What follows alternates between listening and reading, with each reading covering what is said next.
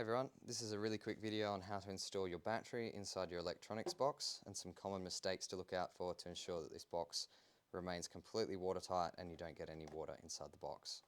So when you first get your kit, it's always worthwhile taking a mental note of just how tight these latches are and how much pressure is required to close them so that you can keep an eye on them as your box ages, and these parts could wear over hundreds of usages. So we also want to check our rubber seal. Every single time we go out, this is clean, not cut or abrased or anything like that, as well as this mating surface around the outside here. We do have a completely separate video on the cable gland that you should go and check out as well, because this is the only other location that water can get into your box other than this main lid seal. So, version 2 battery, no charge lead on the end, single plug. We can insert tail end first and put it in like that, making sure it's nice and flat. I will also just quickly stop here and show you a version 1 battery for older legacy customers that does have the charge cable on the end here.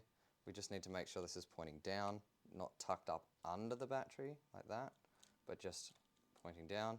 Again, tail end first, looking out for these little ridges here to make sure it doesn't get caught in the box. And again, it all sits level and flush. V2 battery, tail end first, sit it down, nice and flush and level. Right, most common mistake people make once they've plugged their kit in is that the plug sits over the screen like this. There's physically not enough room for this plug to sit on top of the screen when you close the lid. If it is sitting on there, you can see here, this side closes nice and easily, this side does not. It will not come down closed. You will damage or break your battery display screen. You can bend or break the hinges of the lid here, and if you do really reef on it and manage to get this to clip up, you can bend or damage your latches as well. These silicone wires they do create a bit of a memory after a few usages, so you can just get these to sit all nice and flat next to the, see how that is sitting next to the screen? It's not sitting on top of it. It's sitting between the screen and the battery, and the lid closes nicely. Also making sure that these loops of the cables do not get caught in the lid back here or in the lid back here. But if that's all sitting right, the antenna is also important to make sure that doesn't get pinched. Ensuring that closes nicely. You can see here that with a very light pinch with just 2 fingers, I can close this box. 2 fingers and closed. If it's any harder than that, something is not sitting right and you need to go back and evaluate.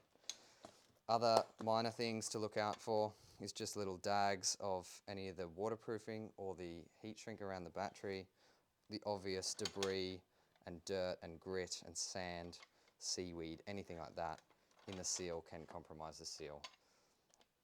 Cables sitting on the side like this, antenna sitting in, latches, waterproof seal is clean, light closing, should be not a huge amount of pressure to close the box, and the latches snap closed, and there we go. We can also keep an eye and check to make sure this is all parallel and seated correctly, and there you go. A little bit of condensation inside the lid of the box is completely normal, especially in humid environments. If you trap some humid air inside the box when you close it and then the electronics heat up, it can condensate. But any water inside these boxes means that there is a small leak somewhere, and you need to go and check out our other video about doing an inspection of your entire box for bent latches, damaged lids and seals, damaged hinges, cable gland, all that kind of stuff, and do a freshwater dunk test, we call it. So go check out that other video if you're getting any water inside, and go from there.